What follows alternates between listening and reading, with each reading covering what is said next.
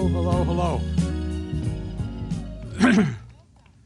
What a magnificent setting. It's hard when you drive in here not to think of the circumstances President Roosevelt faced and how he overcame so much for so many. So good afternoon. A few weeks ago, I spoke at Gettysburg about the need to unite our nation. And today, I'm here at Warm Springs because I want to talk about how we're going to heal our nation.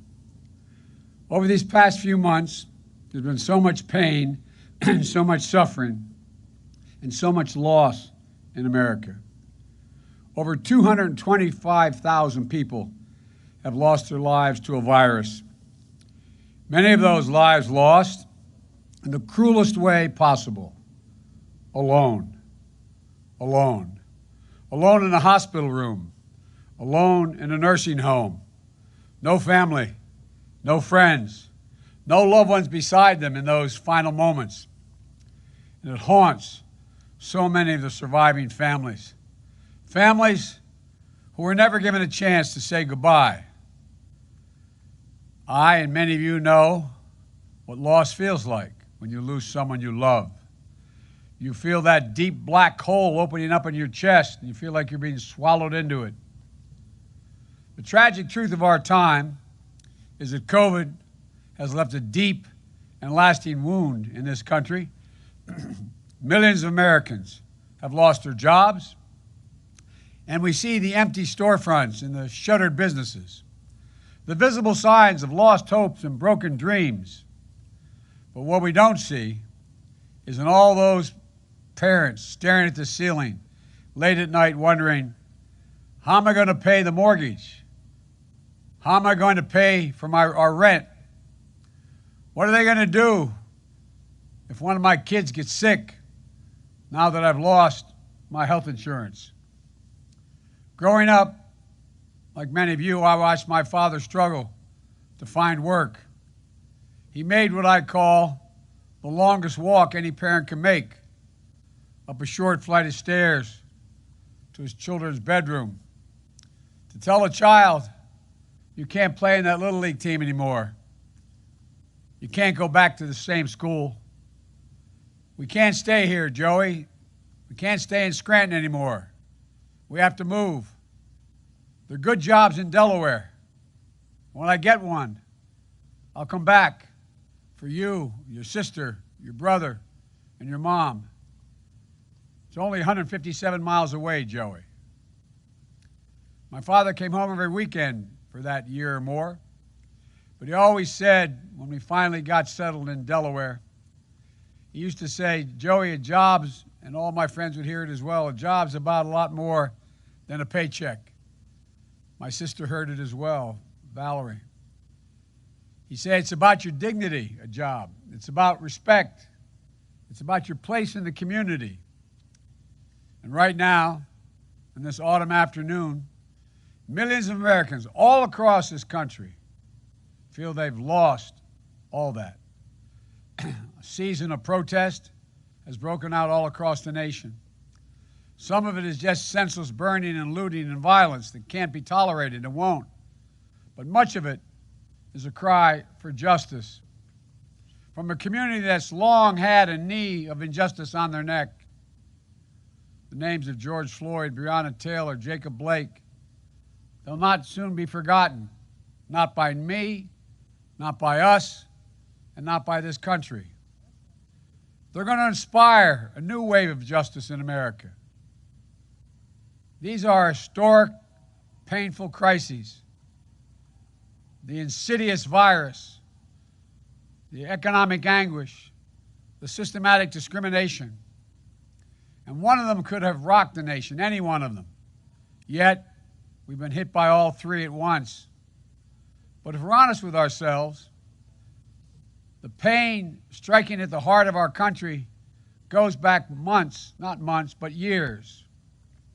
Our politics has for too long been mean and bitter and divisive, and you can hear it now in the distance. We've stopped seeing dignity in one another.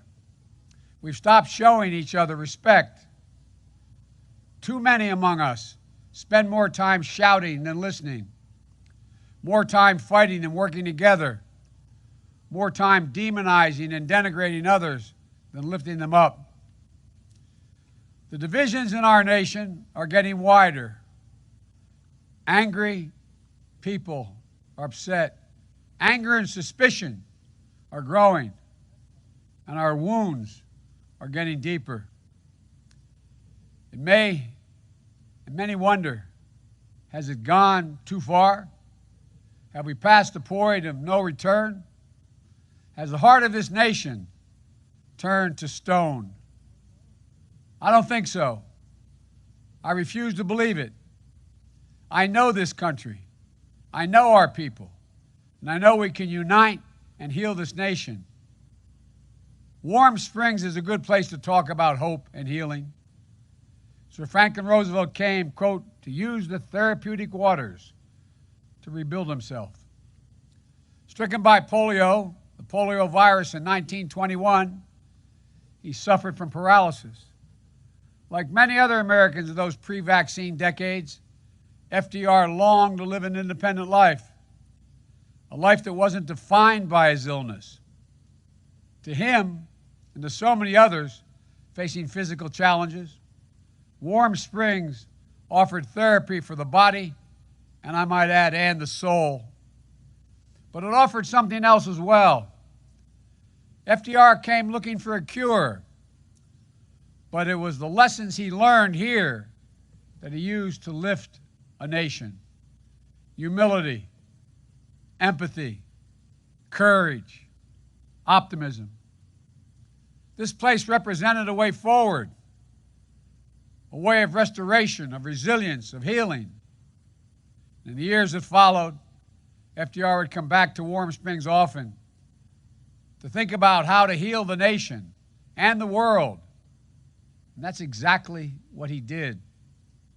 Lifting us out of a Great Depression, defeating tyranny, saving democracy.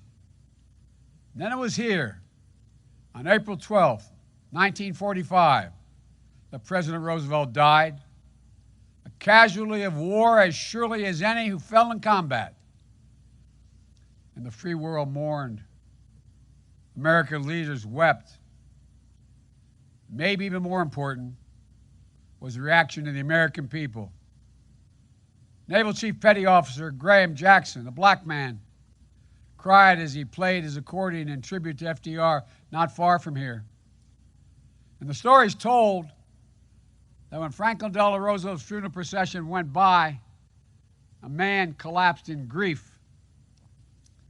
And the neighbor asked him, "Did you know the president?" The response was, "No," the man said, "but he knew me. He knew me." Few words better describe the kind of president our nation needs right now. A president who is not in it for himself, but for others. A president who doesn't divide us, but unites us. A president who appeals not to the worst in us, but to the best. A president who cares less about his TV ratings and more about the American people. A president who looks not to settle scores, but to find solutions. A president guided not by wistful thinking, but by science, reason, and fact. That's the kind of president I hope to be.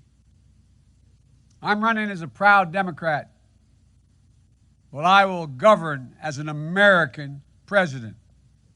I'll work with Democrats and Republicans. I'll work as hard for those who don't support me as for those who do. That's the job of a president, a duty of care for everyone. This place, Warm Springs, is a reminder that though broken, each of us can be healed. That as a people and a country, we can overcome this devastating virus. That we can heal a suffering world. And yes, we can restore our soul and save our country. In his last hours, President Roosevelt was at work on a speech to be delivered the next day. In it, he was to say, quote, "Today, we must cultivate the science of human relationships, the ability of all people, of all kinds, to live together and work together in the same world at peace." To live together and work together. That's how I see America. That's how I see the presidency.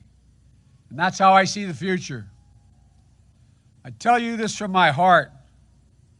I believe America in an America of hope, not fear. Unity, not division. Love, not hate. The presidency, though, is only one part of the American chorus. History isn't only a story of the great and the famous. No. Our history is a story of we, the people, of all of us, together. I've long said the story of America is a story of ordinary people doing extraordinary things. Change in our country comes when the voices of the powerless reach the ears of the powerful. When those whose names we'll never know, but who risk their lives to, in the words of Dr. King, bend the arc of the moral universe toward justice. Bending that arc is the work of our time. But it'll take all of us, red states, blue states, Republicans, Democrats, conservatives, and liberals. And I believe from the bottom of my heart we can do it. People ask me, why are you so confident, Joe? Because we are the United States of America. There's nothing the American people can't do and been unable to do when we put our minds to it. The news of Franklin Delano Roosevelt's death went out on the wires. An editor in Chicago turned to his colleagues and said, "Clear the decks for action." So I say to you today, if you give me the honor of serving as your president, clear the decks for action. For we will act. We will act on the first day of my presidency to get COVID under control. We'll act to pass my economic plan that will finally reward work, not wealth in this country. We'll act to pass my health care plan to provide affordable, accessible health care for every American and drug prices that are dramatically lower. We'll act to pass the Biden climate plan, meeting the challenges of a climate crisis while creating millions of good-paying, high-paying labor jobs. We'll act to address systemic racism in our country. We'll act to give working people a fair shot again in this country. And we'll act to restore our faith in democracy and our faith in one another. Today, we're facing a public health crisis of historic proportions. And with winter at hand, it's getting worse.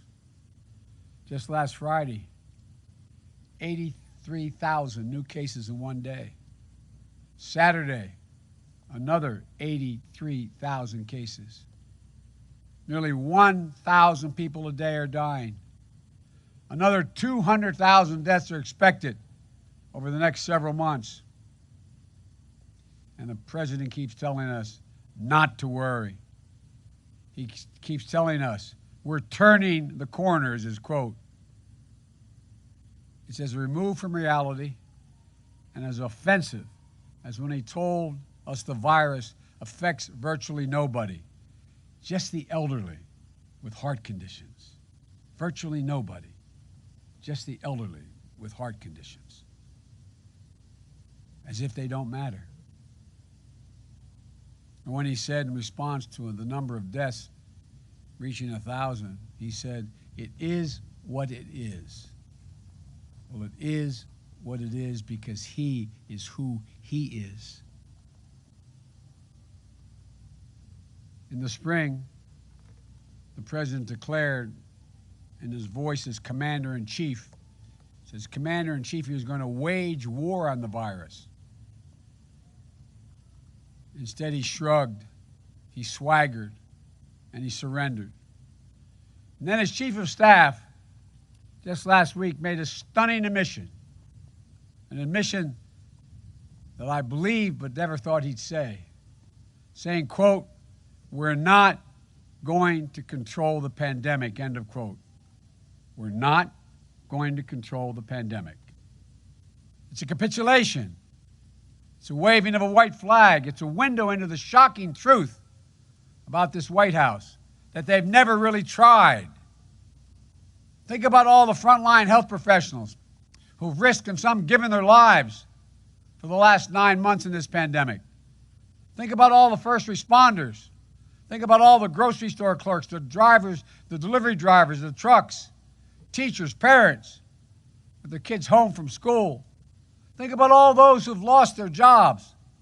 Think about all those who have been infected by the virus. Think about all those who have died. They were giving their all while their president was giving up. Well, I'm here to tell you, we can and we will control this virus. As president, I will never wave the white flag of surrender. Just imagine where he'd be today if the president had embraced wearing masks instead of mocking it. Imagine where we'd be today with a president who practiced social distancing instead of holding super spreader events. Imagine where it'd be with a comprehensive system of testing and tracing. I first put forward a detailed plan on how to deal with this virus back in March. This administration ignored it. Then I released several more detailed plans in the months that followed, the most recent just last week. This administration has yet to offer a single plan. Yes, one of the reasons why one of the most prestigious medical journals in the world, the New England Journal of Medicine, called the president, quote, dangerously incompetent. It went on to say the president had turned a crisis into a tragedy. I'm ready to act. I know what to do. And starting on day one of my presidency, we will do it. I've talked about the battle for the soul of America since the very beginning of this campaign. And I want to be very clear in these closing days about what I mean and about what I intend to do in that battle to assure that our better angels prevail over our worst instincts. I believe this election is about who we are as a nation, what we believe, and maybe most importantly, who we want to be. It's about our essence. It's about what makes us Americans. It's that fundamental. Time and again throughout our history, we've seen charlatans, the con men, the phony populists who sought to play on our fears, appeal to our worst appetites, and pick at the oldest scabs we have for their own political gain. They appear when the nation's been hit the hardest and we're at our most vulnerable. Never to solve anything, but only to benefit themselves. In a recent encyclical, Pope Francis warns us against this phony populism that appeals to, quote, the basest and most selfish instincts. He goes on to say, politics is something more noble than posturing, marketing, and media spin. These sow nothing but division, conflict, and oblique cynicism. He said, for those who seek to lead, we do well to ask ourselves, why am I doing this? Why? What is my real aim? Pope Francis asked questions that anyone who seeks to lead this great nation should be able to answer.